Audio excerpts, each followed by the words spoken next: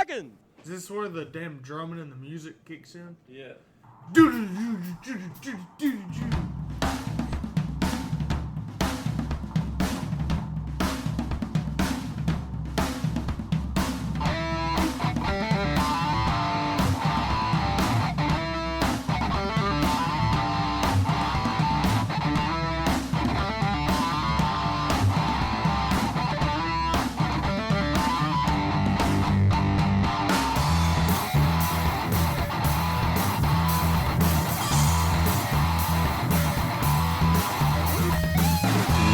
What is going on, everybody? Hello and welcome to On the Pipe Podcast. I'm your host, as always, Tyler Shepardson, and today is Monday, September the 26th, 2022, years after zero, and you are just in time to join me for another episode of OTP's Weekend Review with Stu. So, Stu Baylor is going to be joining us here in just a few moments. We're going to talk about everything that happened this past weekend. We're going to look at some things going into the next weekend. But first of all, there's a lot that happened. There is a major thing that went down this past weekend up in the middle of Ohio at the Russell Family Farm. The 2022 overall GNCC champion was crowned, and his name is Jordan Ashburn. Big congratulations, Jordan Ashburn, the 2022 overall champion, getting it done up there in Ohio. 2 rounds left to go. So he wrapped it up with 2 rounds left to go. The championship has been crowned. Big congratulations to Jordan Ashburn. Jordan was on the show just a few weeks ago. Hard to find a nicer guy than that, talking with him. So if you didn't listen to that show, I encourage you to go back and look at that episode with Jordan Ashburn. We actually talked to him right after the TKO and coming back off of summer break. We know that Jordan got his first career win going into summer break. The last round before summer break, he got that win at Snowshoe. He backs it up, gets his second win on the year and of his career this weekend, and takes home the number 1 plate. And I'm so upset with myself that I wasn't there to see it. Really bummed. When I did the math, and we talked about this on the show, I did the math based off of XC1 points. So he has technically not wrapped up the XC1 championship, but he wrapped up the overall championship. So when you look at the overall points, he is more than 60 points ahead of Craig DeLong in the overall, but he's only 59 points ahead of Craig DeLong in the XC1 points. So theoretically, if Jordan wanted to take a championship tour with that overall championship and Craig DeLong won the last 2 rounds, we could have a different XC1 champion than the overall champion. So that is the way that worked out. Unfortunately, I was stupid and I didn't calculate that, but I ended up having to be down in Florida. Super bummed I wasn't there to see Jordan take that championship home, but I know that he had to be stoked for that. This whole year, I've been putting up the podium interviews on YouTube, our YouTube channel, the On the Pipe Podcast YouTube channel. And to me, that is one of the most important things of the races. That is when riders are fresh off the track. They literally just came off the track, and they tell you what happened in their race. That is when you get the most emotion out of them. Everything is still fresh. Everything is still fresh in their minds and their memories.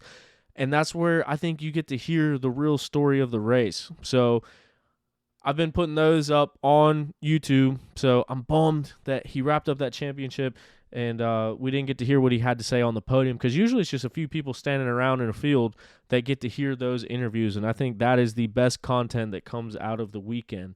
So very unfortunate that I wasn't there to see that, just because, like I said, Jordan, his wife, his family, his dad, his team, that Magna team, just super nice people, and they've all earned it, and they all deserve it. And, yeah, I just want to start out the show by saying a big congratulations to Jordan Ashburn. He's been on the show a few times. That Magna team, Chris Landers, everyone else that helps out over there, they're on the precipice of history. They still got the XC3 title that's on the line with Brody Johnson, and they got the ATV overall that's on the line with Bryson Neal. So could you imagine if a satellite team, a non-quote-unquote factory team, wins both overall championships and, oh, hey, throw in a XC3 championship as well? It's super cool. And like I said, they're one of the nicest teams on Pro Row. You can stop by there. Usually they're always giving out stuff. They've had fire logs, hand warmers, T-shirts, cleaning solutions, always kind of reinvesting, and he's doing that on his own dime and created that team. So I think it's really cool what Chris Landers is doing. I think it's really cool what the Magna One team is doing, and it's really cool what the Magna One athletes are doing. And they're out winning races and winning championships. So shout out Magna One. Shout out Jordan Ashburn, the 2022 champion. We'll see how the rest of the season pans out for that team. But right now, they are riding some victory into the sunset. But before we get too much farther in the show, want to let you guys know, as always, Beta Motorcycles is the official manufacturer of this here podcast. Beta Motorcycles has been family-owned and operated since 1905. They manufacture the finest enduro, trials, and dual-sport motorcycles that are known for their premium quality, and you guessed it, rideability. Beta motorcycles are the best looking bikes on the market and back it up with their superior performance. Head over to betausa.com for more information on their available models or to find a dealer near you to get yours today. Also, this episode is brought to you in part by Zach Tussle at Raymond James Financial. Zach is a racer and a financial advisor that helps his clients win when it comes to retirement and financial planning. If you or someone you know wants to save and invest for their future or is already retired and needs advice for income during retirement, Zach Tussle is always my first recommendation. Find out more by Googling Zach Tussle or on their website at financialadvisorsdenvernc.com. I was sending Zach a bunch of Snapchats over the weekend. I'm actually down in Florida. I went to the Tampa Bay Buccaneers versus the Green Bay Packers at Raymond James Stadium. So Zach Tussle is a financial advisor at Raymond James. I was at Raymond James Stadium, so I kept showing him that I was in the homeland, I guess, somewhat, if you will. But so that was cool. I'm still down here in Florida now. There's a hurricane coming directly at us. It looks to be a pretty big hurricane. Everyone here is freaking out. I'm not really freaking out. I'm just going to leave tomorrow and get home before it gets here. So I got somewhere to be. I'm not going to be sitting around in a hurricane if I don't have to. So I'll be heading north along with the other half of Florida that's probably going to be heading north as well to get away from this hurricane. But yesterday, there was no hurricane. There was just a football game at Raymond James Field where Zach Tussle works at Raymond James. Hit him up. He can help you out. Also, Beta Motorcycles, they're up at Motocross of Nations up in Michigan, Red Bud. They had all of their bikes on display. We told you about that last week, including the new 450. So, also bummed. Didn't get to see that either. I thought it would have been cool. I saw some pictures of it. My buddy sent me some pictures of it. It looked really cool. I hope you got to stop by and take a look at it if you were up there. I know a lot of people were to watch Team USA grab a win, so that was pretty cool. But in the world of off-road, we had a race that we're about to talk about. But before we get into that, we also got to let you know Steel City Men's Clinic. We just introduced them last week. Steel City Men's Clinic is here to help men like you and women. They help women too. They can help women with all sorts of things from hormone stuff, weight loss stuff. You can find all that stuff out. But Steel City Men's Clinic is here to help men like you maintain their overall health and wellness. Steel City Men's Clinic is different from similar business because it is a medical clinic founded by a patient who suffered from ED at an early age. That's kind of what jump-started the whole thing, and a medical doctor who is one of the nation's leading specialists in bioidentical hormones. Steel City Men's Clinic understands the stresses and challenges men face in their lives today and how this can affect performance at work, at home, and athletic performance. They use the latest procedures and technologies to help you, so don't put it off any longer. A happier, healthier you is just a phone call away. You can find out all the information you need at steelcitymensclinic.com. One of the big emphasis on that is athletic performance. So when you think men's clinic, you might think it's just old people going in there for one reason. That is not the case at all. I am a patient of Steel City Men's Clinic, and a lot of other people that you would know that we can't talk about are also patients of Steel City Men's Clinic. So really, just I encourage you, jump on the website, look into it. It could be a good fit for you. There could be something that they could help you out with. There's a good chance of it. And like I said, hopefully we'll have the owner of Steel City Men's Clinic on and to talk more in depth about that and exactly all the other areas that they can help you out in. But we'll get right into it. I always say that. I have a habit of saying that. But this time, we're only 10 minutes into the show. A lot of times, I'm 20 minutes into the show and say, we're just going to get right into it. So we're going to take a look here at the results from this past weekend's race. Jordan Ashburn, as we mentioned, took the win on the day. He also took the championship home. Craig DeLong did what he needed to do. Craig DeLong was the only person that could spoil this whole thing from happening this weekend. Craig DeLong went out there. He was leading some of the race, ended up in second place. So on the podium once again was Craig DeLong in that number 2 spot. And then Thaddeus Duvall. Thad makes it another podium. Get back up there. And it was a Husqvarna sweep on top of the podium. So that is the way the XC1 panned out. Now we look to our XC2 riders taking home the win on the day. It was none other than Johnny G. Johnny Girard remains undefeated since returning from injury in any race that he's been to. Wherever he's been at, he wins it. Ever since he's been back. Also, he's undefeated as a father. So that's pretty cool for Johnny Girard as well. Liam Draper finally puts it together. I don't want to say finally puts it together. Liam has been right on the precipice of winning races, getting on the podium, and then running into some bad luck or just some other things coming up. But he holds on to it and gets second place on the day, so I know he's got to be pumped with that result. And then our very own beta boy, Jonathan Johnson, puts that old beta 2 smoker right up on there on the box in that third place spot. So super pumped to see Johnny take a win last weekend on that beta at the National Enduro, and then followed up this weekend with a podium in the XC2 class on a beta 2-stroke machine. That's premium quality and rideability right there. Rui Barbosa gets 4th place, and Evan Smith, the other beta boy, top 5.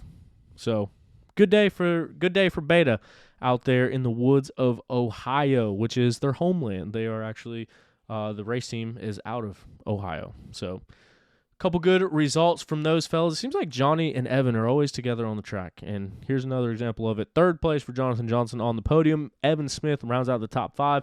Rui Barbosa splits the difference in the number 4 spot. But the other big thing about Rui Barbosa is he got some much-needed points. He's aiming for 2nd place overall for the year.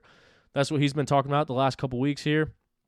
Well, we mentioned he gets 4th place, and we mentioned our top 5 riders.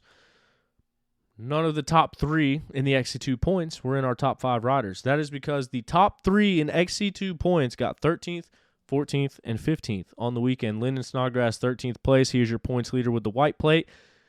Ryder Lafferty in the number 2 spot in 15th this past weekend, and then Mike Wachowski is 14th. So, various issues for each one of those riders. But somehow, the way the world turns, the top 3 in points all finished 13th, 14th, and 15th in the class. So while obviously not the day any of them were looking for, it also kind of like essentially negated the weekend for them all as far as their points with each other are concerned, because once you get past 11th place or past 10th place, really, it's only 1 point difference. So those guys were still within 3 points of each other, where if you finish 1st and 2nd, that's 5 points, another 4 points down to 3rd. But 13th, 14th, and 15th, they each lose or gain a point on each other. So that was just a weird coincidence that the top 3 that are battling for the points there all had something go wrong on the same day. So that championship still very much for grabs. Lyndon Snodgrass still sitting in a very good position for that. But Rui Barbosa, he does make up some very valuable points on his way up to the number 2 spot or the number 3 spot. I didn't look at the overall points, but he's got to be right on the edge of that now after this past weekend. So Rui Barbosa was the big winner there for the year when you look at the overall picture after the results of the weekend. We look at the XC3 class. Brody Johnson goes out there and gets it done again. He grabs the win. That's going to take off his second lowest, or I guess his worst finish of the year. So that XC2 class, they get 2 drops. Brody Johnson adds another win, which is going to take that next worst result off of his points for the year. So some very valuable points gained there for Brody Johnson. Jason Lipscomb in the number 2 spot, another beta boy. So beta, strong weekend or strong showing on the weekend. We saw Jay Lipscomb on the podium at the last round, the last 2 rounds. He was on the podium at Snowshoe. He was on the podium in Beckley, and he was on the podium once again in second place here this past weekend. And then Max Fernandez taking home the final podium spot there. Our other title contender, Zach Hayes, former XC3 champion, he finishes fifth on the day. So I believe that's been Zach's only finish off of the podium for the year. So he's still sitting in good shape. That battle is going to come down to the wire between him and Brody. But, yeah, that was his first finish off of the podium all year long in that XC3 class. So undoubtedly ran into some type of issue there. He was on the lead lap. It's tough not knowing the story, not knowing the scoop, not being there. But all I can do is really look at the results. I went back and looked at the broadcast. There was never any mention about XC3 or really XC2 for that matter. So not sure exactly what went on there, but like we mentioned, that battle is still far from over before we see that XC3 battle or champion crowned. We take a look at our WXC class. Rachel Archer goes out there, backs it up, gets it done with the win. In the number one spot, Taylor Jones holds on for second place, and Corey Steed rounds out the women's podium, the women's pro class podium there. So that is the way that one shook out. Rachel Archer, Taylor Jones, Corey Steed. So that is the results from the weekend. That is what happened this coming up weekend. There's going to be a National Enduro in Indiana. I will be at Mideast Hair Scrambles announcing once again. And yeah, other than that, we're gonna bring in our guest of the evening, get right into that conversation. Don't forget, follow us on Twitch. Look up On the Pipe Podcast on Twitch. That's where I'm streaming the shows live. We did not stream the show live this week, but the plan is going forward, that's where we'll be at. So if you want to see the show first, to hear the show before anybody else, we'll be over on Twitch. You can find us on there. Also, right after that, it'll be put up on YouTube. So On the Pipe Podcast on YouTube, Twitch, Instagram, Facebook, everywhere else. So as always, thank you guys for listening. Really appreciate you and hope you enjoy the rest of the show. All right, so now we are going to welcome in Stu Baylor. Stu, thanks for coming on the show and spend some time to talk with us. And kind of talked a little bit before, you're up towards the front, having a good race, putting some stuff together, and you end up having a bit of an accident that kind of took you out of the race. But I guess let's just start at the beginning. And how did the race go? How did the race start? And how were you feeling yesterday? Yeah, the race was good, or going good. I was towards the back of the pack pretty early on. I was I think fourth, and then in the Penton section, they changed a section.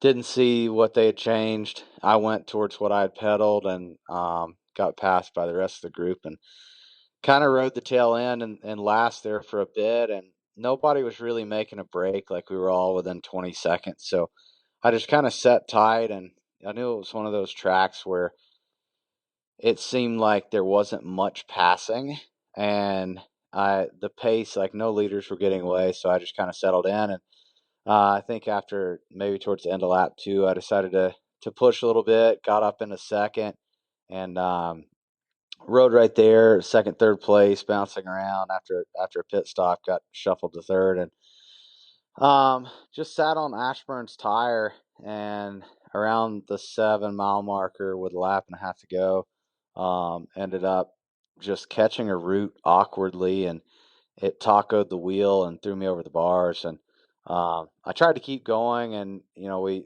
finished up that lap and then went on to the pits, which is another couple miles. And when I got to the finish line, it was kind of slower track to there, and I was like, all right, you know what, I'm starting to figure it out. Like, I can ride just towards the back of the bike. And then as the track got faster from the finish line to the pits, I knew that front wheel was definitely not going to hold up, and I was getting to the point where I was misjudging lines. It was bent so bad that it was kind of taking me all over the track and missing my mark. So I told one of the guys, hey, let's change it.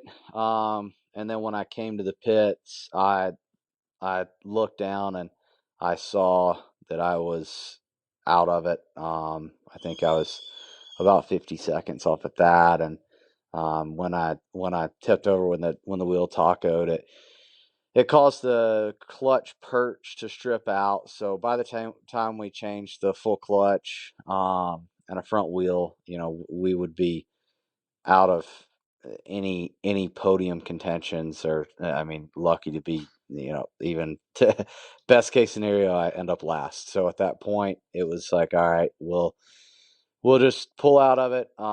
If it was just a front wheel swap, like, okay, yeah, we can get a front wheel. The Yamahas are a little bit tricky, but you can still do them, even with a mishap or two in about 30 or 40 seconds, which, could have put us back out there to, I think, in the sixth place position and maybe get up to fourth if it went really well. But everybody was riding really, really good yesterday, so it'd be tough to even say that I'd get through Ricky and Josh. But um, yeah, with the clutch and the front wheel, I knew that we were looking at a very long pit stop, and um, it was just it was one of those things. I was like, you know what, I gotta throw in the towel. I've gone back out. Like, obviously, if I was in the championship or I was worried about points whatsoever, I would stay out there. If it had anything to do with the championship, like, I would I would definitely stay on the track. But in the situation that I'm in this year, where I'm coming back just for the last few rounds, like, I I really want to win or nothing, because I also don't want to affect anybody else's points. So um, at that point, I'm outside of the top 10 overall. Really, just no need to go back out there. So we just decided to throw in the towel, and definitely sucks. Not what I'm trying to do right now. Obviously, with 7 months, 6 months of no racing. Um, every bonus check is nice. We've talked about it a lot. Racers do not make enough money. Not enough to fund the lifestyle, much less the fuel bills to go racing. So, if we're not on the podium, not making money, it sucks. And this weekend just was another shitty weekend. Yeah, So and I wanted to talk about that. Obviously, I mean, you're very open on this show, and we get to hear a lot of your mentality and your mindset. And when it comes to something like this, I mean, obviously, no one can question your grit or toughness. I mean, you broke your neck at one round and finished that race up. So I don't think it's a question of that. But there has been other situations where people that were battling for championships and are in the title mix and still in the title mix realistically on various different levels, whether it's amateur, pro, XC2, whatever. And I know it gets called into question, like stopping a race because of a mechanical that can be fixed, or stopping a race that if you're not injured. So I mean, how hard of a decision was it to make for you? And I mean, what was going through your mind? I mean, obviously you had to ride with that tacoed wheel, which I saw a video of it, and I don't know how you rode anywhere on it. So it was, to yeah, get it was back pretty around tough. to the pits, I mean, obviously it took a while. So what was going through your mind on the way back to the pits as you're kind of weighing the options and really assessing the situation, I guess? So I kept hearing a bike in front of me, and I was kind of thinking in my mind, like, hey, if this is Thad, then a podium's still realistic. We can swap this wheel quick, bust ass, get back out there, pen it. Was Um, there two you know, laps left, or no, just one lap, not even a lap. Like, the pits were a few miles into the lap, so gotcha? kind of three-quarters of a lap left, basically, from where I was. And when I got to the pits, I noticed that it looked like the threads had been pulled out of my clutch when I crashed. So I think we would have been changing the whole clutch perch, which, if it ended up being the whole clutch perch and my starters attached to my clutch perch, so there was no good way to get back out there quickly. Like, it was going to be a long pit stop, and I was just doing the math in my head, and I was like, you know what, best case scenario, like, I go back out here, I get 10th overall. It's not worth risking a potential injury, because I'm going to go back out here and push as hard as I can, given my situation currently. Like, if it was a front wheel swap and a front wheel swap only, yeah, absolutely, I'll get back out there. Um, if it was, if it was, if I was even in the points for the top 10, yes, I would get back out there. But being in a position where I have missed literally the entire year, and this is basically my second real race back, healthy, I was just like, you know what? Like there's no need for me to go back out there and risk anything that I mean it really just wasn't worth it. And at the end of the day, I'm paid for podiums. Like at this point in the season for me, I am looking for podiums. Like if I go and I line up, at least at the GNCCs, National Enduro, yeah, it's a shot in the dark, but there's still a small chance that there's a championship there. So I have to line up. I got to give it whatever there. But here at the GNCCs, I'm looking for podiums and paychecks. If you want me to be blunt, that's where it is. Like, um, honestly, the if I was making enough salary and I was making enough money that I didn't have to worry about going racing, I probably wouldn't even show up to the rest of the GNCCs. I probably wouldn't have come back after summer break. But we've I gotta make paychecks.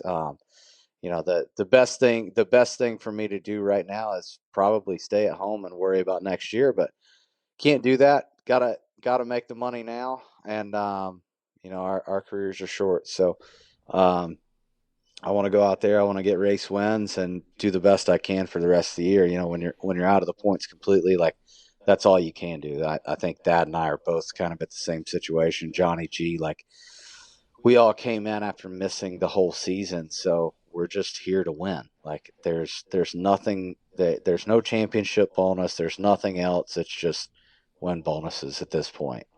So for me, that was definitely not in the question. I mean, even a podium wasn't in the question. Yeah, and that's a tough one, but I totally understand. I guess transitioning from that though, at the beginning of the season, we kind of talked predictions for championships, predictions for breakout riders, predictions of who was going to grab some eyeballs, catch some attention.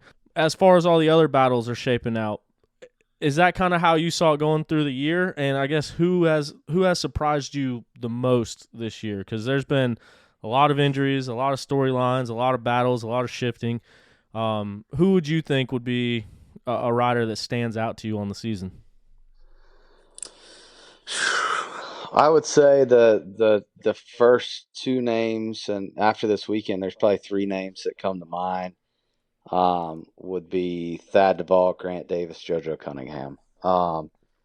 Thad, there was a lot of rumors flying that he wasn't going to come back to racing. After his injury?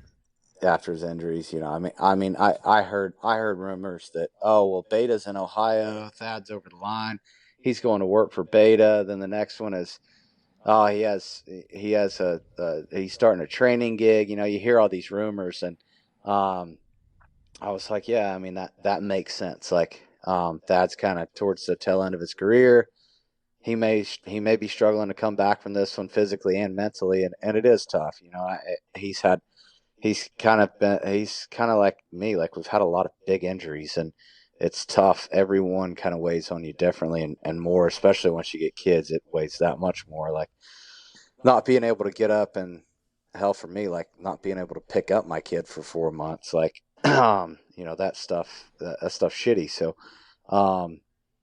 yeah, I would say that Thad's probably the number one, and then Grant Davis, like I knew he was going to be a good rider. Like, even before West Virginia, I was having discussions like who would be your number one XC2 pick, like if you were to get a rider tomorrow and stick with it.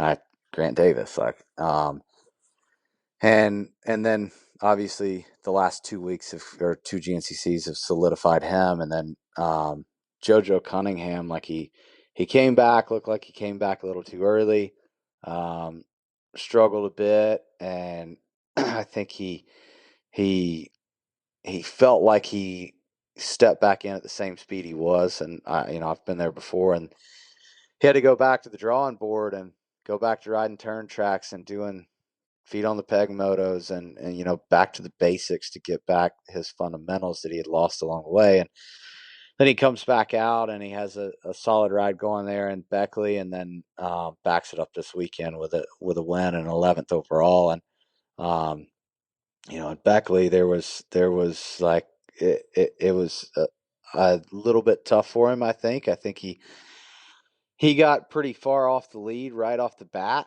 And this weekend, obviously, being hometown, like it is more up his alley. But at the same time, like this is one of those races where everybody was going fast. Like it wasn't gnarly like Beckley where one guy might just be a really good technical rider. Like it's one of those races that was very well rounded. So both him and Grant Davis were absolutely on rails. I got to see them come through the pit side by side that last lap, and those kids stood out as well.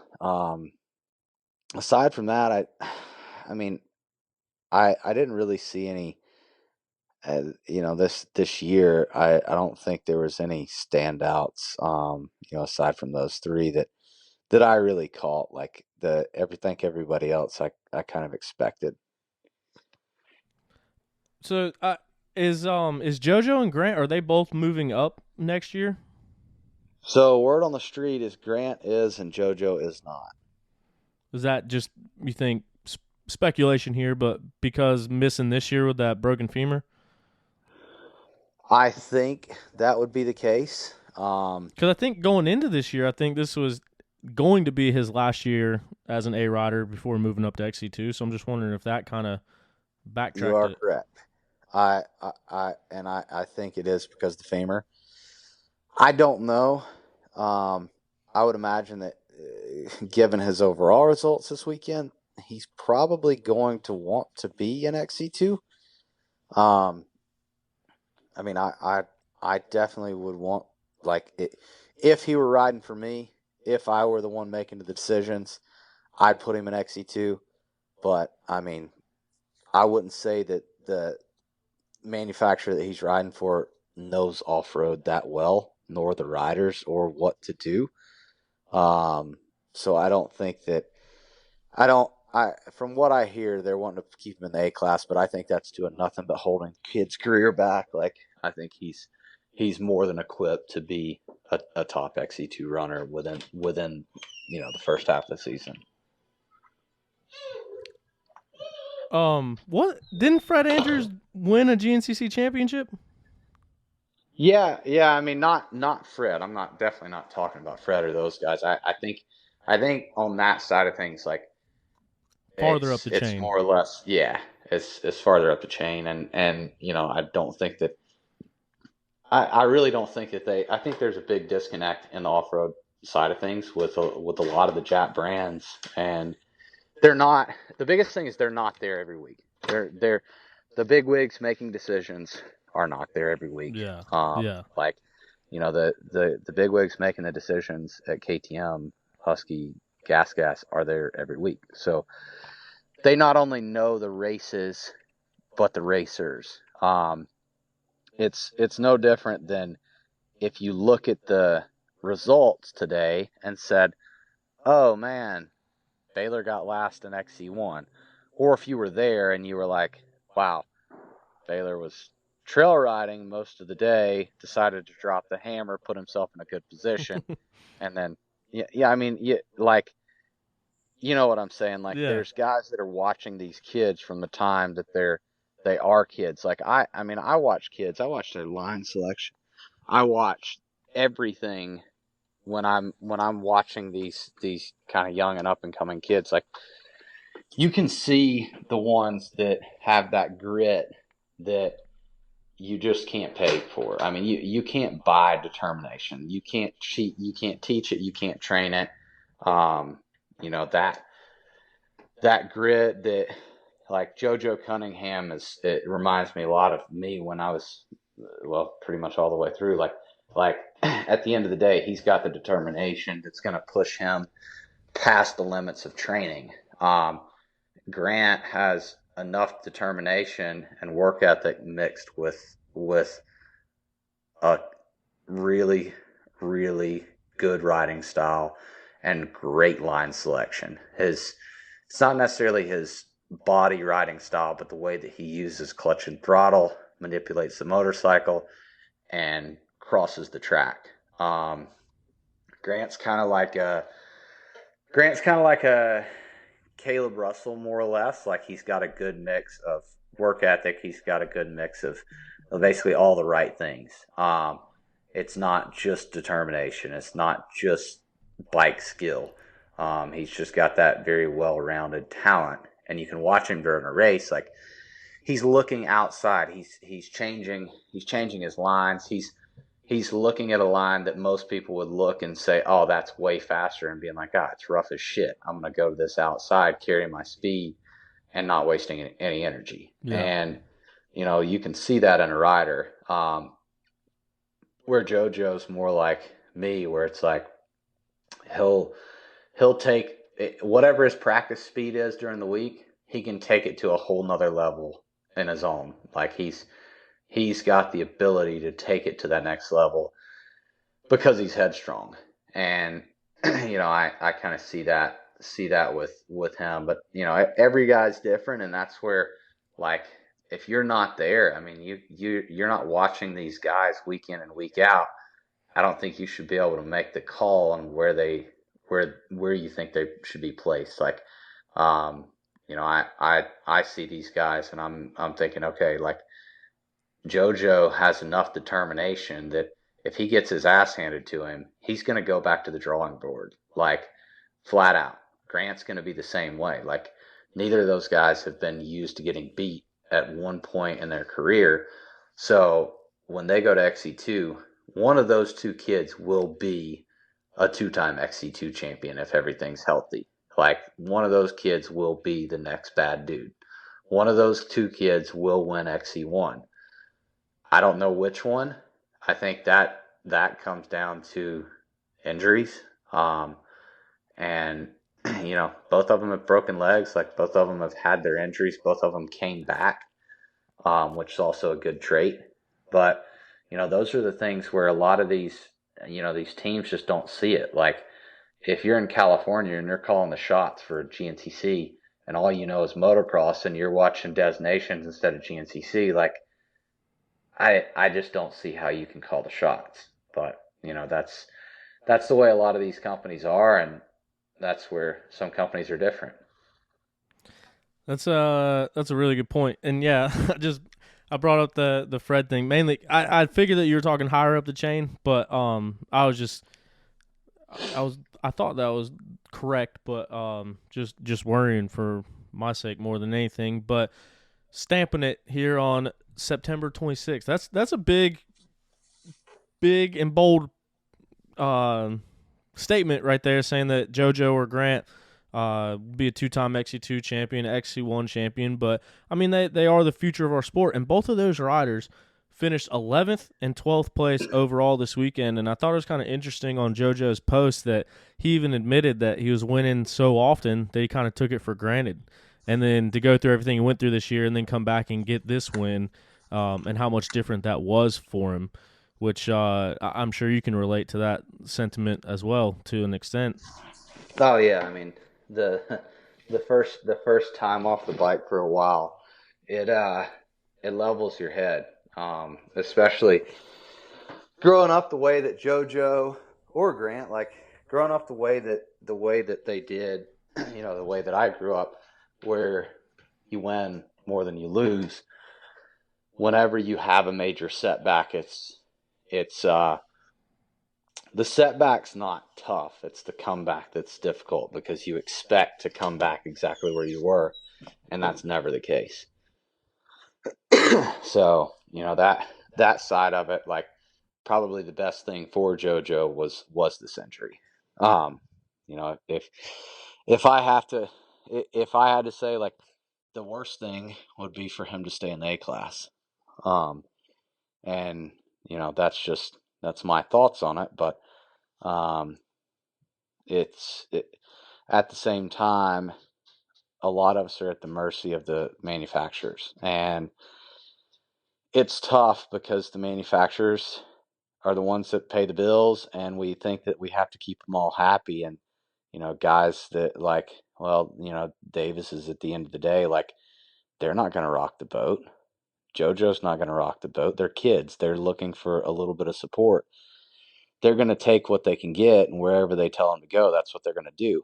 And that's what the manufacturers want. They want marching soldiers. So when if JoJo's told to ride the A class, which is the rumor that I'm hearing, then he'll probably stick in the A class because that's where the manufacturer wants him. And it's going to take him another year to get to XE2. And I think that, me personally, he's got the skill, he's got the mindset, he's got everything he needs to be a top XE2 guy. It's going to take him a year, but it's going to take him a year from now, or it's going to take him a year next year. So why not go ahead and speed up the process? Yeah, and you are, I think, probably the most qualified person to talk about that jump up to XC2 with how young you were when you went to XC2 and won. But I mean, to play kind of devil's advocate there, you look at these kids and they are just that. They're kids. I mean, 17 years old, 18 years old. But as you mentioned at the beginning of the show, this is a short career racing dirt bikes at a professional level. So, I mean, looking back on your career and the way that you handled it, do you think that's the best looking at them for their careers, or do you think there is a benefit to, since JoJo had a year off the bike, to maybe have another year in the A class? Because and the reason I bring it up is because, like I said, your career specifically follows that.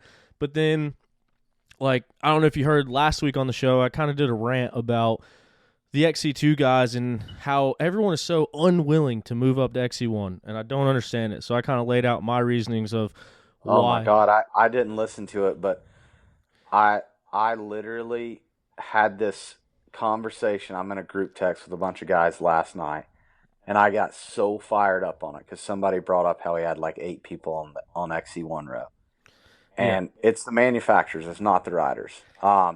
And this is why. Some of it is the extent of the so Ben Nelko racing XC1. I've been explaining all year long, like, hey, you're in XC2, let's move up to XC1, and just kind of giving my reasons. And last week on the show, that's what I did. It is gave my basically the same arguments that I got Trevor Barrett to race XC1, the same arguments I got Ben Nelko to race XC1. I kind of laid that out there on the show. But and real quick, I want you to follow up on what you were going to say. But where I was going to tie it in at was Josh Strang heard that part of the show, and we were kind of texting back and forth about it, and he never got the opportunity to race XC2, and he recognized himself coming over here from Australia that was both a good and a bad thing.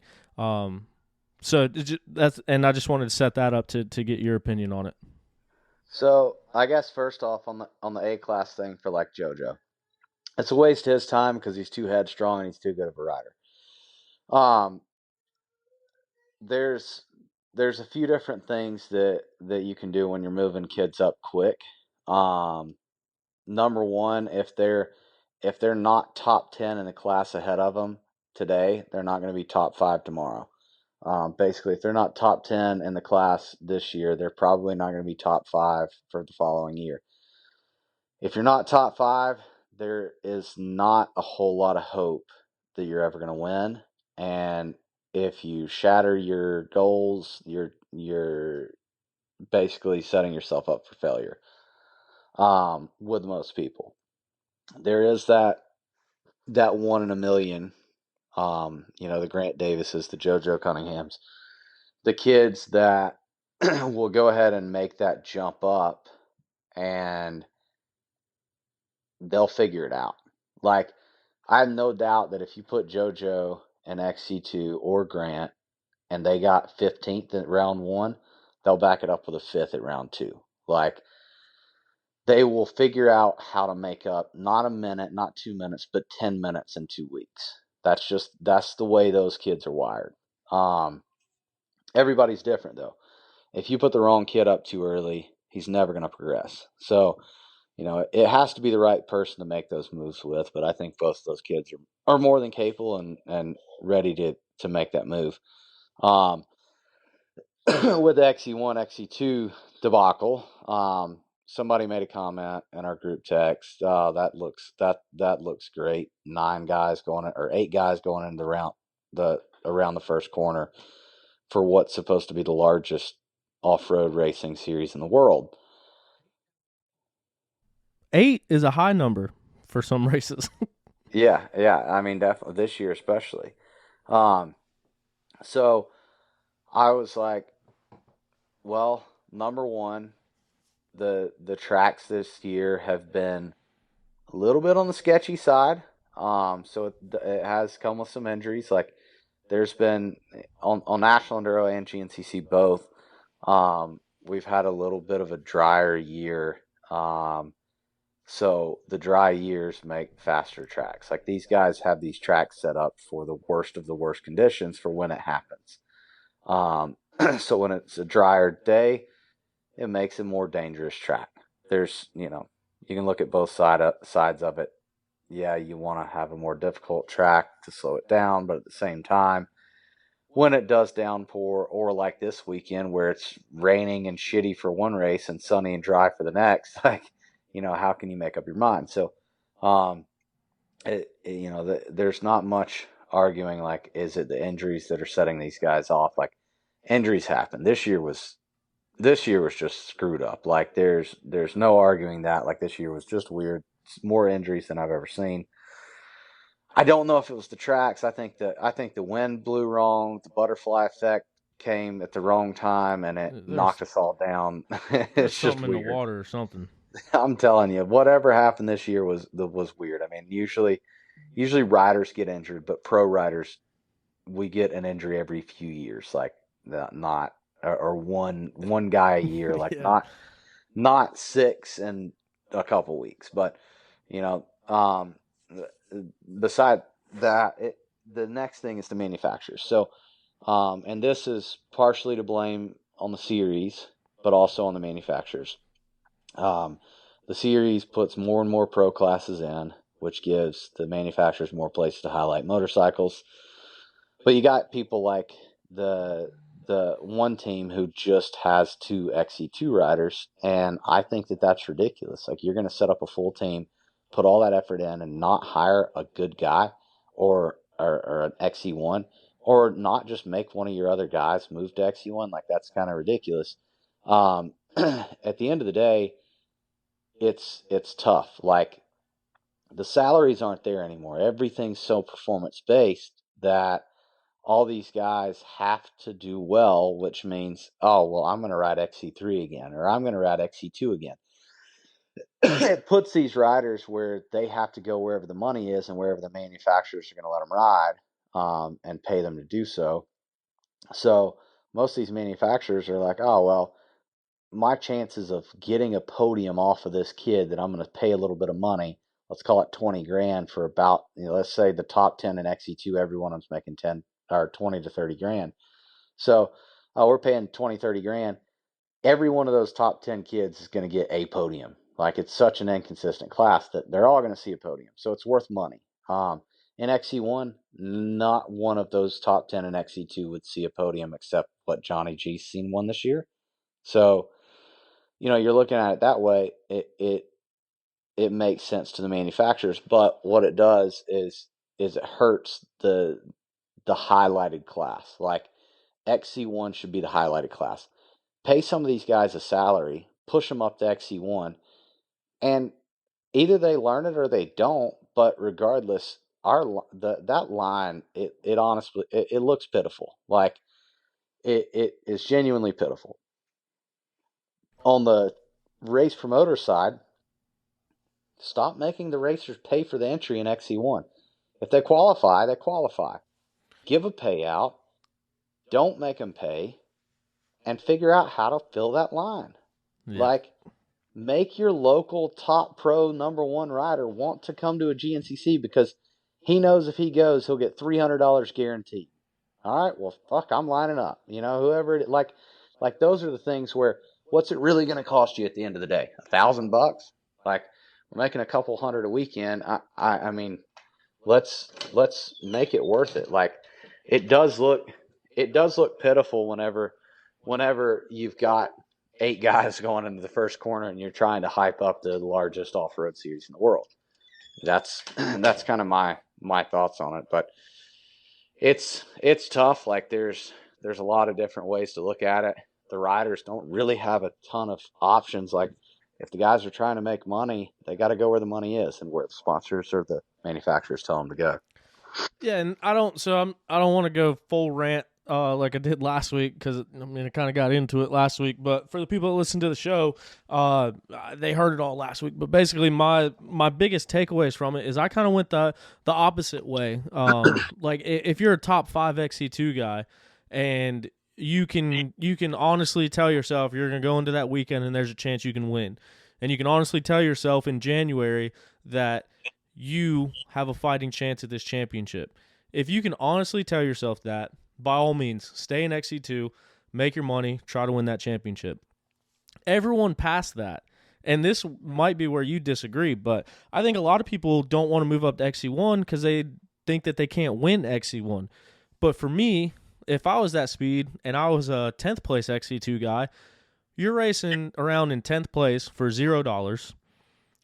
You got to get in the top 5 to get paid. But if you move up to XC1, then you get your sponsors said on the live broadcast and you get rider introductions. So in front of all the fans at the start line, they say, here you are, here's your sponsor. So you get to represent your sponsors on that level.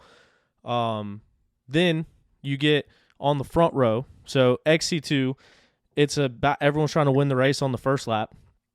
And it's a way bigger class. So if you get a bad start, your day is all but over. And then if you're an XC1, I feel like you guys go at it with more of a race IQ and kind of get in a train and move together through the beginning of the race. And so I think that an XC2 guy that instead of getting buried in the back of an XC2 line and trying to work through the woods for 3 hours and pass these people, if they could latch on to the middle of an XC1 pack and kind of key off of what you're doing. Look at your lines. Look at how you're hitting corners. Look at what lines you're taking. Seeing the track how you see it and riding with those guys off the gate, I think that's going to drag them to a higher overall and a higher finishing position than what it normally would. And then not only that, XC1 right now pays out to 10th place. So on top of all of that, you're going to be in the money. You're going to have a better representation of yourself and your sponsors. And I think you're going to have a way better opportunity to have a better overall and perform better and get faster. Because then, like when Johnny G comes up and he starts passing through XC1, you got another guy to latch onto. If someone's running good in second place in XC2 and they get past, you got another person to latch onto. And I just feel like it would have a better opportunity to set yourself up for a better race if you're on the front line versus the second line. But then, like, keying off of that, if you look at Craig DeLong was in XC2 for a while. He won the XC2 championship, and then he defended the XC2 championship. If you look at his last 2 years of overalls and then this 2 years of overalls, I mean, he's been top 5, top 4 at the majority of the rounds this year. And so I think he's a direct product of that. I mean, he moved into that XC2 class, and the last 2 people that we saw was Ben Kelly and Josh Toth. And I think both of them have obviously become better riders in the XC1 class as well. So that was kind of my standpoint from it, where I don't know, do you agree with any of that, or do you think that those guys should be in XC2 and then the other guys should be thinking about moving up? I mean, that's a tough one. Like, I would much rather see that, me personally. Now, when you say in the money, the thing is, GNCC does pay out. They pay $100. Their entry is also $100. So you really don't make any money. You're just tearing up your bike. So well, I thought 10th place was $250. I don't know. I think they might even go back to like top 15 now. I don't know. I think 10th is $250 and 9th is $350. If the last time I looked at it. Okay. Yeah, I know it's not a ton, but like I think they should just do a top 20 payout and like make it worth it. Like make it to where even 20th place is $300. Let's say, like, what's it going to cost them? $3,000 a race? At least we'll fill up a line. At least we should. So That's it's tough. But it's also tough for me to go and get sponsors and try to highlight what we're doing if there's 7 of us. Like it's that's it doesn't look very good. Yeah. And I that's mean, what right now, I want to say XC or the Pro one at National Enduros has a better turnout than GNCC XC1, which is kind of sad. Like, well, I mean, they uh, also they force people into Pro 1. they do, Like they definitely do half more of the so Pro than 1 guys are XC2 guys. yeah, yeah, and they definitely push it harder than the GNCC side does. Like, I mean, I gotta say it goes back to Jason Thomas years ago where he gets bumped out for a championship, then runs 1 year of XC1 and then goes back to XC2. Um, XC2 was never intended to be a career class, but it's become a career class. I agree with that wholeheartedly. And because of the Jason Thomas thing, they've tried to put the age limit on XC2. I don't think age has anything to do with it. Like I don't think that's a good qualifying factor between XC2 and XC1, but I think there should be some type of Yeah, they used to have, I incentive. think it was 2024 or something like that. Yeah. And I tell you what, if it was 24 right now, um, let's see, Witowski would be out. Cody Barnes would be, or no, Cody. I think Cody's still of age. Rui would be out. Lennon would be out. Johnny would be out. Evan would be out. John would be out. So those boys would all be in XC1. So Could you imagine that all of those guys on the front line? That would be awesome. I mean, I would. I don't know why they ever changed the age rule anyway. Like honestly, XC2 was never intended to be a career class. But right now we have, I said one manufacturer. We have 2 manufacturers or 2 teams that literally have no XC1 riders, just XC2, which makes it officially a career class. And I don't agree with that. And I think even the team the series should make these manufacturers and teams like, hey, you want a spot on Pro Row? Buy a pro rider. Like, you pay for a pro rider or you put a guy in XC1, you get a spot on Pro Row. But getting a spot on Pro Row with a couple XC2s, I don't see how that benefits anybody. one of those teams did start with an XC1 rider. Okay, so just because they started, actually both of those teams started with XC1 riders. Oh. Yeah, both of them started with XC1 riders. So they had good intentions. They found out that it's cheaper to just go pay a couple kids that don't know any better, and Or pay your spend more XC1 money rider on to semi. become the team manager. Yeah, or that. Yeah. No, and the only reason I don't agree with the age rule, like I feel like it should be a different qualifying factor other than that, because like Dustin Simpson, he was gonna go race XC2 the year that they made the switch, and I think at that time he was like 27 or 28. So like a guy like that should be able to race XC2. Like stepping into a pro class, you should be able to race XC2. When Cody Webb came out, he raced XC2. So like I think there's different circumstances where the age thing doesn't really matter, but maybe like in motocross, like you point out of the 250 class. Like instead of racing for 8 years in the top 5 of XC2, if you score enough points, you'd be moving up to XC1. Yeah. Yeah, and like even even on the motocross, supercross side, we've seen what happens when a rider's about to point out but looks like they're going to win something. Like, yeah, there's a couple career 250 riders there too. Yeah, they figure out ways and loopholes even there. I mean, there's quite a few guys there that we've seen that out of, and even there, I think they're still struggling with some of exactly what's going on here. Yeah, but I mean, I think next year in XC2, I think it's going to be a bunch of good battles. I mean, Lyndon is in a very good spot to get this championship. He had some bad luck over the weekend, but so did second place in points and so did third place in points. So it really helped out as far as they're concerned.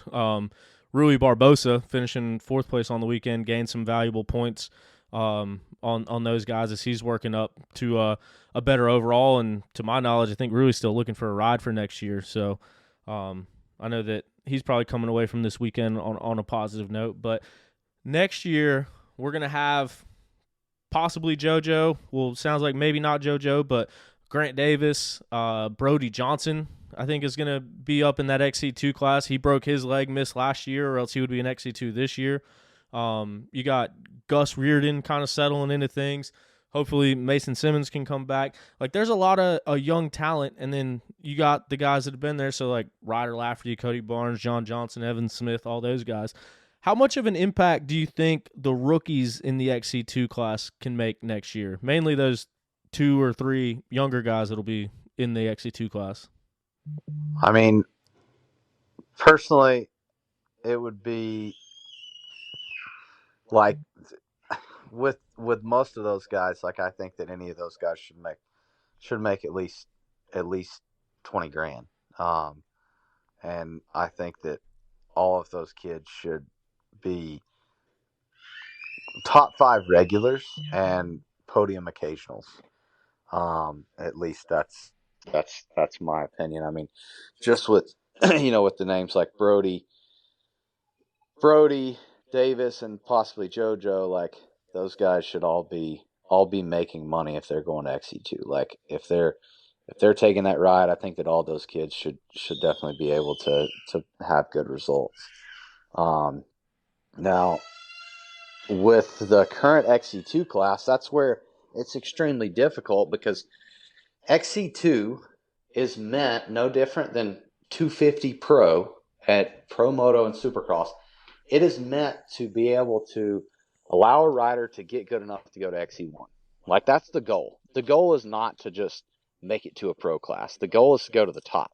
You don't start your career in racing dirt bikes and say, yeah, Dad, I hope one day I'll make it to the XC2 class, and that's good enough. Like, no. You say, I hope that I'll win an XC1 overall one day, or I hope that I line up on that one. Like, you don't start out saying, man, I just hope I line up in the XC2 class. But when you start talking this list of names where you're looking, I mean, I hate to say it, and I'm going to call out a lot of my buddies that I'm buddies with that probably listen to this show, but like, you look in that list of names in XC2, there are 10 or 12 guys that have been in that class for 4 years or more, 5 years, 8 years, some of them.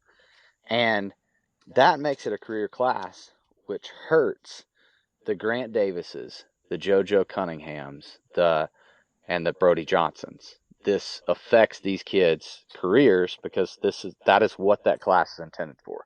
It is intended for somebody to go in there 3, 4, 5 years at the absolute max and roll out. Like, find a way to XC1, get that XC1 ride, have some good enough rides that somebody wants to put you in the XC1 class to see if you got it. But again, goes back to the series needs to push them out. The manufacturers need to stop trying to shoot towards XC2 championships and focus on getting guys to XC1, getting guys to the top.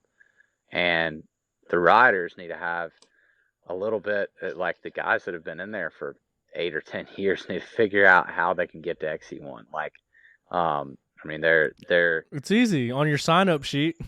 You just write XC1. Exactly. Yeah.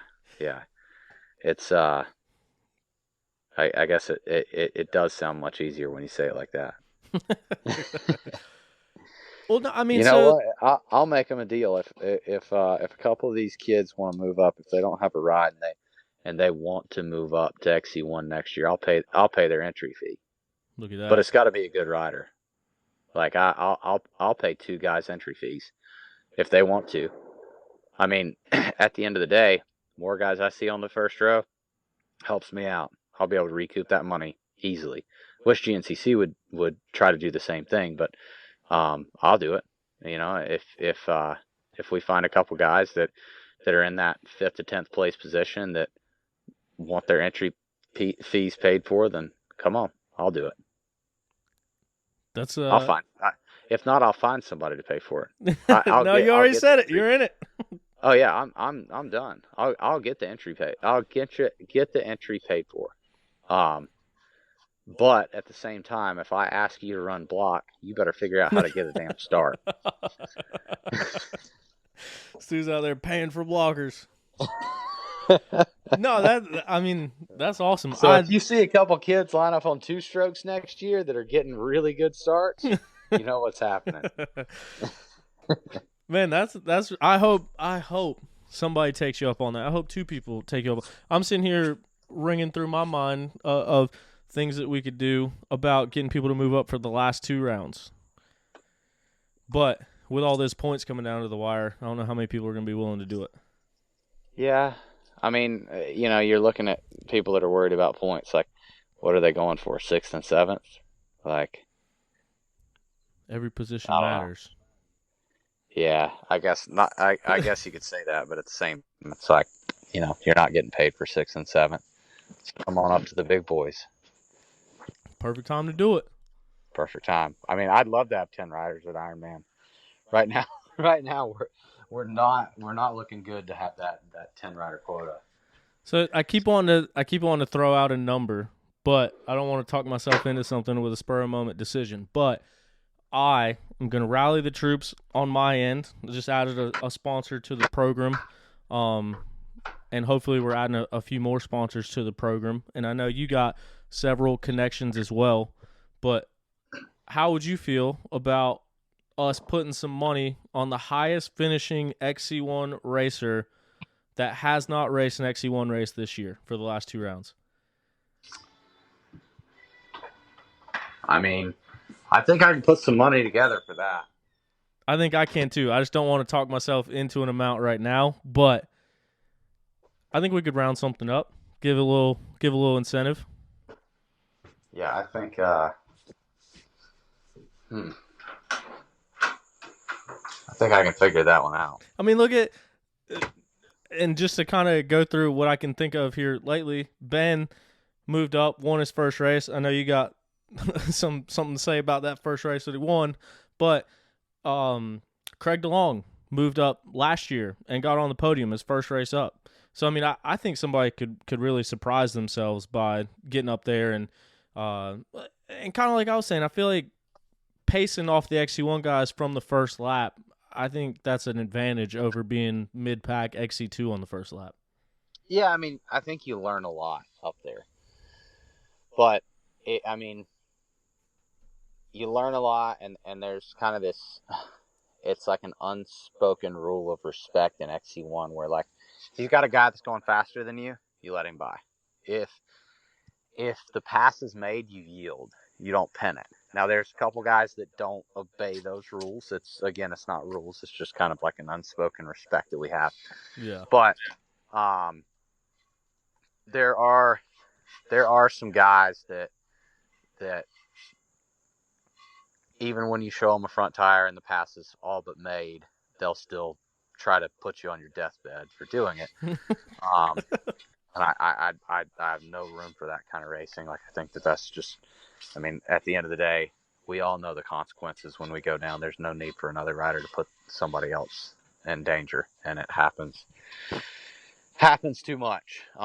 With at least with one guy in particular in the class, but for the most part, like, XC1 has a lot of respect, like, between the riders, and a lot of guys just seem to kind of know their place, yield.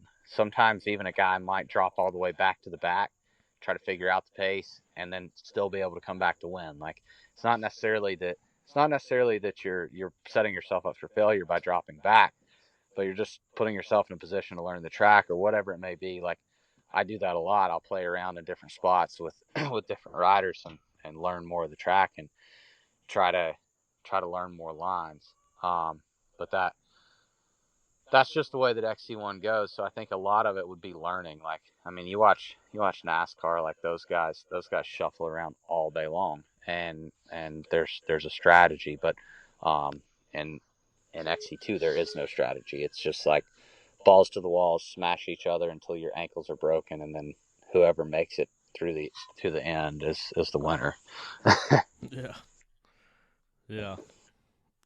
That's it. Yeah, and that's the crazy part of it. But like I said, there is a lot of money to be made, especially if you're in that championship race. So I understand it from that. I don't know. I don't know what the answer is. I feel like we bring up a lot of things on this show, but I don't have any answers. I can just recognize what needs to be solved. Yeah, I'm gonna try to think of some sponsors and maybe maybe a little incentive for some guys to move to XC1 next year. Um, maybe there's a way to make it to where guys want to run XC1 for the season. Maybe like a secondary championship bonus, like a non-factory XC1 championship bonus. The the a guy that can jump up and still make some money, make it worth not running XC2 again. Yeah, and I think that is so doable, and I think it's so logical, and it's something that I've even thought about doing in the past, just with my personal money. Or we kind of talked about it before about like things like paying the top finishing privateer, or top finishing non-salary guy, or something like that. Just because, like you said, imagine an XC1 start with 15, 20 riders coming around that first corner instead of 6. I'll still be last. You're just creating more traffic for yourself, but I really am. I'm screwing myself right now, but no, I mean it when I was a kid, like XC1 was stacked. Like, I mean there was a show there at XC1, and yeah, it hasn't been like that since I was a kid. Like it's sad the way that it's gone. It just keeps splitting down further and further to where there's so many classes and 3 pro classes now, and other places for sponsors to basically be highlighted. So they're not pushing the riders to go there. The riders are choosing not to go there, and the money's just not like everybody's so bonus structured. Like there is no salary. I mean, I feel like even any top 20 GNCC guy, like they should be making something. Like, I mean, you're top 20 and again, what is proclaimed to be the largest off-road series in the world. So if that's the case, then you're top 20 in the largest off-road series in the world. You better be making something. yeah, and a But handful of you racing A class as teenagers. yep, exactly. But yeah, like I don't know the best way to get the attendance back up and the Pro 1 class, but it's definitely not cool when you see the entry list of 7 riders or 6 riders or 8 riders. Like, that's not when I was a kid, I never thought I would see numbers like that. Like, and yeah, okay, we've got 3 injuries right now, but what's that put us at? Back to 10 riders? Like, I mean, And even it's, still, even in years past, that's especially once you start getting later in the year like this, like that's what XC1 always is. yeah, It's not like it's new this year just because of the injuries. Like there's always been that many people once you start getting late in the year for XC1. yeah, yeah. And that, I mean, like I say, it sucks. It's not something that I ever thought that I would see. Like, you would think that you would see a lot more guys. I mean, even the last round 14 in 2004, 19 riders in XC1. So, that 04 was when I was a kid racing GNCC. So like that is what I grew up seeing, and it hasn't been like anything like that in, I mean, a long time. Round 1 was 38 riders Back then. back then. See, and I feel like at the beginning of the season, there's a lot more riders, but it's always like Tyler Medaglia comes down and runs, and like guys that don't race the series full time, they'll come out and race XC1 at the beginning of the season. But your core group of guys is always 6, 7, 8 riders. Yeah, and I mean, you look back then, like Rodney Smith's winning. Randy Hawkins, who you know was paid, was in 14th place in the pro class. Nate Caney 17th. Jimmy Jarrett 25th. Like guys that you know, like Jason Raines 31st. Like this is guys that were making salaries that were mixed up in the pro class like that. So, yeah, I mean those days are long gone. And like I said, that part sucks. I don't know the way to build the XC1 aside from taking away all the other pro classes essentially. But there has to be a better way than that, like just putting stiffer stipulations on the pro classes to where people actually move out and they can't get stuck in the XC2 class until they're 30 years old. Well said. I agree. But moving past that, last week got a second place at National Enduro up in the UP, Marquette, Michigan. This week you got Indiana coming up. How you feel about the track this weekend and how everything is going in National Enduro for you? You know, I said it on the show the week prior. I needed to beat Grant there in Marquette. Couldn't make it happen. So this weekend's going to be tough. Like Grant, I would say at this point, is probably going to start riding a little bit. You never know with Grant. Like I guess he might go out and think he's trail riding and beat us by minutes. But I would imagine that Grant's going to start riding pretty smart, knowing the gap that he's got now.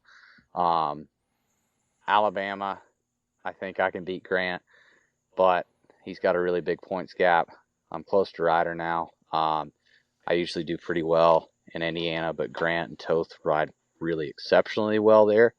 So I would say that that's probably going to be the podium is us three. It just depends on where Grant's head is on how if he's going to put 3 minutes on us or if he's going to let Toth win. But it's one of those really hard slick tracks, and Grant just rides that slick stuff really well. So I expect to see him do very well there. Oklahoma, Grant should do well, but it's also a track I think we've kind of 50-50'd on that one on who's won there. And I think Toth actually won it last time. So it's one of those tracks that go anyway. And Alabama's treated me pretty well in the past. When it comes down to it, I feel like if championship's on the line, I go out there and I ride to the finish to get a championship. So I don't have a ton of wins there, but usually I'm just trying to salvage points there and keep a championship in the bag. But when I need a race there, if I'm not in the championship chase, I usually win that race. So I think the last few are kind of going to be a toss up, but at this point, like I said, somebody needed to beat Grant this past weekend. Nobody did it. So I think for Grant, he's pretty much smooth sailing. Is that I know we've kind of talked about it before, but is that bittersweet to an extent? I know with your year coming back to National Enduro and still being in the championship and still sitting pretty close, like you said earlier, there's still a chance. But I mean, if there was somebody to beat you, you can't be the maddest that it's Grant. And it kind of went through my mind last week. Mac Faint actually got a really cool photo of both of you guys doing a wheelie together. So like when I see that, I don't know. I just think that's cool. The brothers doing battle each weekend. But where's your thoughts on that? Yeah, I mean it's pretty cool. Like obviously I want it. I'd love to have it, but if somebody's going to beat me, absolutely, it's cool that it's my brother. I mean, it would be even I would be pumped for Ryder. Like Ryder and I've gotten to be pretty good buddies, but yeah, most of us at the National Enduro, it's like there's not a ton of hard feeling. It's way different. Like it's such a relaxed weekend. Like it everybody's kind of chill, so there's not a ton of pressure on anybody. I think there and and there's nothing else coming to play. It's like the best rider wins. Like, yeah. So it's good. I think it's cool to see that Grant should get this, and it's definitely cool to just the accomplishments that we've shared together over our career. But even beyond that, like this will make this should make 7 of the last 10 years that Baylor has won the National Enduros. Which the is only, insane. yeah, it's definitely cool. And then, on top of that, the only bad thing is I need to look back, but I'm pretty sure I kind of keep a tally in my head. And I think I had 21 wins, and I'm pretty sure Grant just surpassed me this past weekend. So Grant might be the most. Yeah, I think Grant might be the most winning rider of the last 20 years. Really? As of now, I'm pretty sure I need to go back and look, but he's either tied me or surpassed me with this one, I believe. So, like I said, it's haven't gone and checked my own stats, but or not 21, 23. Yeah, 23, 24, something like that. But yeah, since Mike Lafferty, it's been the National Enduros, for a long time. It was like Dick Burleson, then Randy Hawkins, and Mike Lafferty, and it was like one guy would click off a lot of wins, and then it got to the point where almost every weekend you'd see a different winner, and it's been like that for a long time. Like the National Enduros, it's very inconsistent on who's going to ride well because we ride in so many different conditions all over the country. So for the last, since it's no longer timekeeping, I guess, since we did away with timekeeping, I've been the most consistent rider, but it seems that Grant might have more wins, Oof. which isn't good. Maybe you should have kept that one to yourself. I know. I should have kept that one. Yeah, I should have kept that one under my hat. But yeah, I'm pretty sure I need to go back. But yeah, I think Grant might have just got me there. So we'll see. I'm gonna have to break out the pen and paper. Go do some research this evening. You only have to look back at 2012. All right. Well, I got 7 in 2012, and not many for the next couple of years, and then got on a pretty hot streak there, starting 16, 17. Well, you got 3 more rounds to tie or take the lead back from them. So yeah, that's what we're gonna have to work on. Can't go into the off season with that stat, man. maybe together we can get to 73, which put the Baylors at the winningest ever on the National Enduro side. There you go. If we add it together, you can just write it down. Baylor won the most races of all. Yeah, just don't ask for the first. Randy has. I want to say Randy has 72. So, Burleson has. I think Burleson has 9 championship. Lafferty has 8. Randy has 7, but Randy has the most wins. So, got to beat 70 together. I think there's almost a shot of getting up there. Yeah, at least as a family, you can take the record. Yeah, exactly. Well, cool, man. Really appreciate you taking the time out to talk to us, and I'll be wishing you good luck on the weekend, this weekend in Indiana, and we'll talk to you next week. All right, sounds good. I'll talk to you soon. All right, see you soon. All right, thanks. Bye.